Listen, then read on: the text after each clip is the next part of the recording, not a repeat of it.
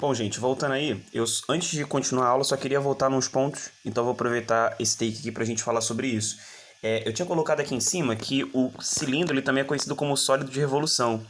Na verdade, tem só um pequeno equívoco, não é um erro, né? Mas assim, não é 100% completa essa informação. A gente chama de sólido de revolução justamente os cilindros retos. Esses sim são sólidos de revolução. A gente não pode afirmar a mesma coisa para os oblíquos. E como eu te disse, né, o reto é o que mais cai. Então, só para você ter essa anotação, mais do que correta, né, completa. Uma outra coisa também que eu queria falar é que a gente viu, né, que no caso do reto é quando a geratriz coincide com a altura ou quando a geratriz forma também 90 graus, né? Se a gente prolongasse o raio, ela formaria 90 graus. No caso da oblíqua, a geratriz não acaba coincidindo com a altura, por quê? Porque, na verdade, a geratriz não forma 90 graus com o plano da base. Ela forma um ângulo diferente, né? Um ângulo θ qualquer. E aí daqui até você poderia tirar relações e tudo mais. E aí uma das relações que eu queria chamar a sua atenção, que eu acho que ficou faltando, é que assim, no caso aqui, a gente poderia afirmar que essa altura, ela é igual, colocar H é igual a G vezes o seno de θ. Tá ligado por quê? Não? Deixa eu convocar meu rascunho. Se liga, olha para esse desenho e a conta eu vou fazer aqui. A gente pode afirmar de que, por exemplo, a gente tem uma relação de seno, né? Se a gente fizesse uma relação de seno, tem não. Se a gente fizesse relação de seno com esse ângulo θ, o seno seria cateto oposto e a hipotenusa é G. E isso é o seno de θ.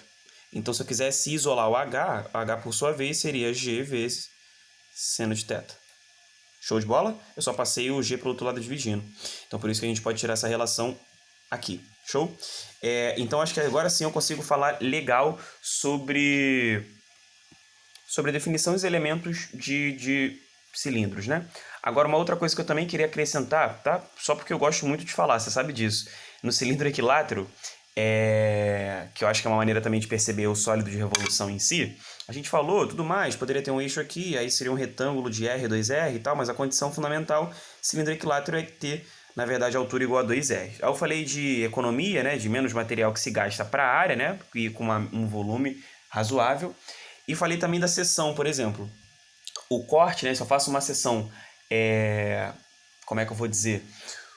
Bom, uma seção, e aí o nome acho que pode ser melhor, né? Ou pelo menos acrescentar esse nome, seção meridiana. A gente chama de seção meridiana justamente essa seção em que a gente tem aqui um quadrado, né? Lembra desse quadrado que eu falei com vocês? Então, essa seção que a gente está fazendo especificamente, esse corte específico, ele é um corte chamado de seção corte meridiano, beleza? Esse que vai em direção ao centro da base. Aí a área desse quadrado é mole, né? Seria base vezes altura, 2R vezes 2R, ou 4R ao quadrado.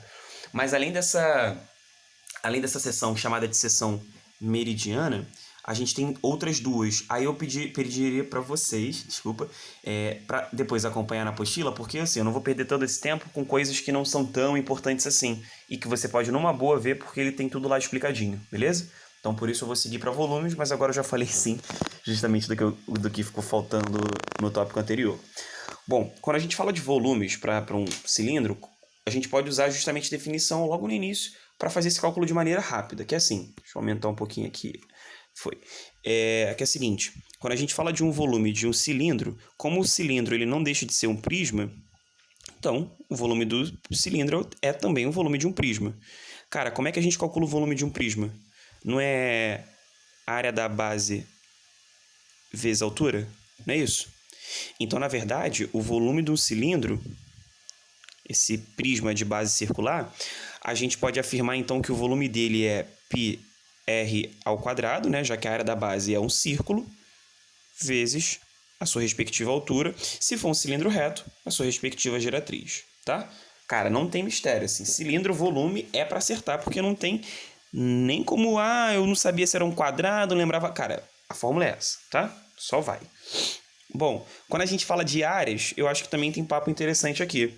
E aí, para ilustrar um pouquinho isso, eu vou falar um pouquinho sobre dois tipos de áreas, o que a gente chama de área lateral e área total, beleza? Essa área lateral, a gente também pode chamar de área da superfície, né? Que é imaginar, você tem um cilindro ou o redor dele, tá? Deixa eu ver, a própria caneta, por exemplo, né? Se a gente imaginar que isso aqui tem algum formato, por exemplo, né? Aqui está muito mais para um cone, né? Mas força a barra, finge que é um cilindro. Tá, vou fazer você olhar só para cá.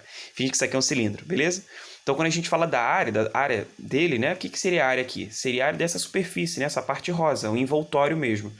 E aí isso seria a área lateral também. A área da superfície é a mesma coisa que a área lateral.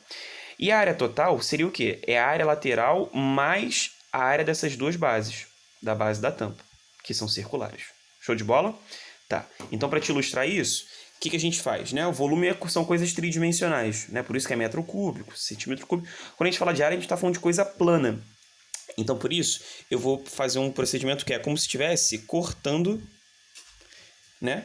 Na geratriz, né? Através da geratriz, esse cilindro. Se a gente corta esse cilindro, ele ia abrir. Não ia abrir? E, cara, ele ia abrir justamente formando um retângulo. Sempre o corte na geratriz vai formar um retângulo para um cilindro. Ah, Kaique, mas eu já vi formar quadrado. Além do quadrado ser também um tipo de retângulo, você está falando especificamente quando corta e forma um quadrado, de quem? De quem? De quem? Tá aqui em cima. Cara, você está falando do cilindro equilátero. Beleza. Bom, até fiz as cores aqui iguais para você perceber que conforme eu corto aqui, essa extensão, essa base desse retângulo é igualzinho a esse comprimento aqui que estava enrolado. Tudo bem? Sendo que esse comprimento que estava enrolado, ele era o comprimento de quem? De uma base, né? E essa base é um círculo. Então aqui nada mais é do que o comprimento da circunferência. Tudo bem? Que é o que se repete aqui quando abre.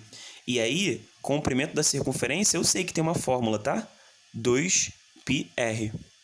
Então, se eu tiver uma circunferência de raio r, quando eu cortar, vai formar um retângulo e aqui vai valer 2πr.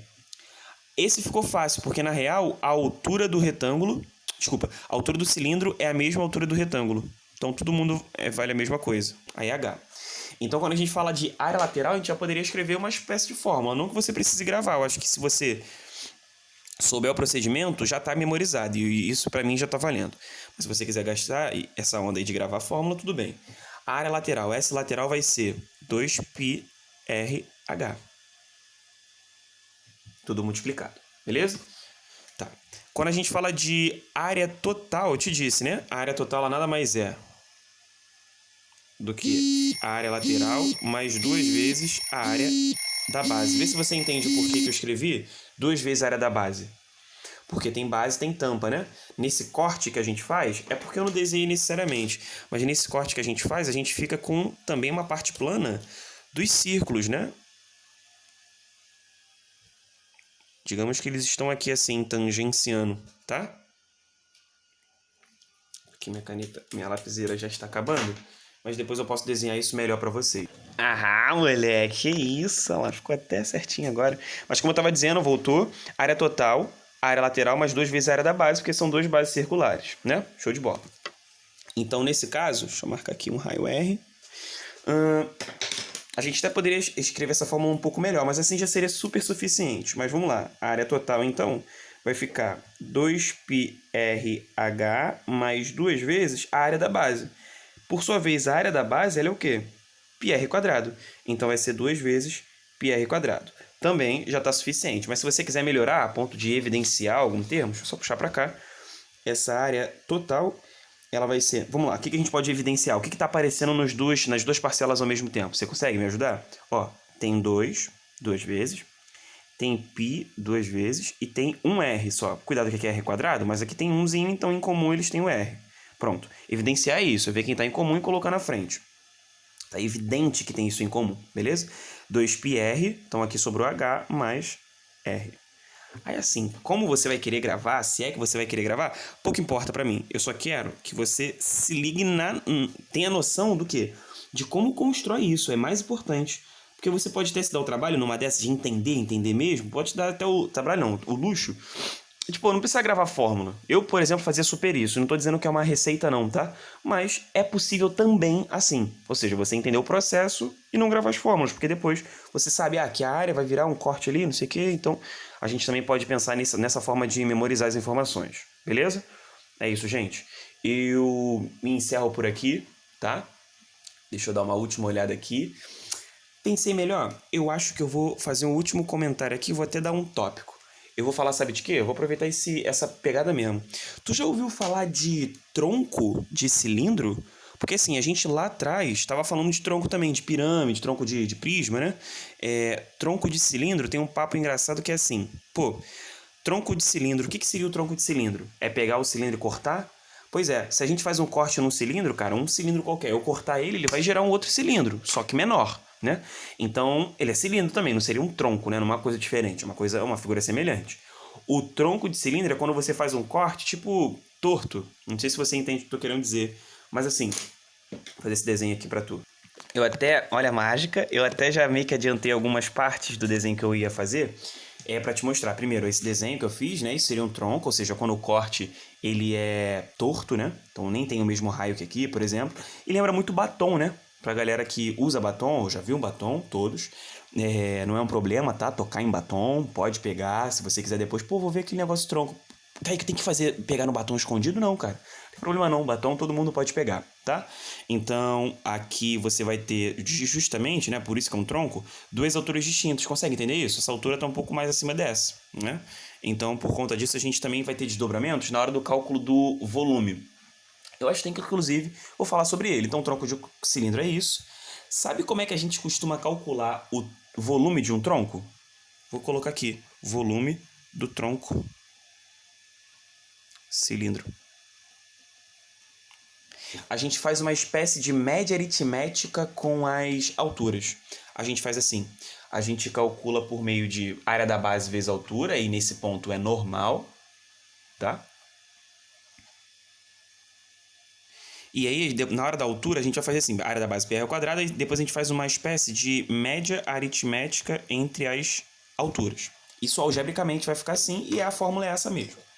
Agora, eu queria te mostrar o porquê disso. Tu tá preparado para saber os porquês das coisas? Seria algo assim. Imagina que você tem um tronco aqui, né? Seria um tronco de alturas diferentes, né? 5 e 3 e raio 2. Para a gente calcular o volume do tronco, a gente meio que pega o mesmo tronco e espelha ele para cima. Esse procedimento, aí aqui seria H2 igual a 3, espelha meio que oposto, né? E aqui a altura 1 seria 5. Então, na real, acaba ficando o quê? Quando a gente pega um tronco e meio que rebate ele em cima. Tudo bem que o volume disso vai dar o quê? O volume desse cilindro que formou aqui, ele é igual a 2 vezes o volume do tronco original, né? Porque é o tronco 2 vezes. É 2 vezes o volume do tronco. Tá. Sendo que o volume desse cilindro, como ele é justamente o cilindro, dá para calcular, né? A gente se ficaria então, vou fazer isso genericamente, depois eu faço com os valores. A gente ficaria então com πr ao quadrado vezes H1 mais H2, porque a altura toda ficou isso no final do estudo, né? Tudo bem isso? Agora, esse é o volume desse cilindro. Mas o volume desse cilindro, ele é 2 vezes o volume do tronco. Então, por isso que o volume do tronco acaba ficando o quê? πr quadrado H1 mais H2 sobre 2. Porque esse 2 passa para lá dividindo. Então, nesse procedimento, a gente rebate, logicamente, é o quê? Pega o mesmo tronco e rebate. Calcula o volume da figura que surge, porque vai surgir o quê? Um cilindro. O volume que você achar desse cilindro, ele é metade, quer dizer, a metade dele, ou seja, ele é o dobro do volume do tronco, ou você pega o volume do cilindro que você gerou e corta a metade, que é o que eu falei para você na fórmula. Pega o volume do cilindro que gerou e corta a metade. Beleza? É isso, gente. Agora, de fato, terminei. Beijão, até mais.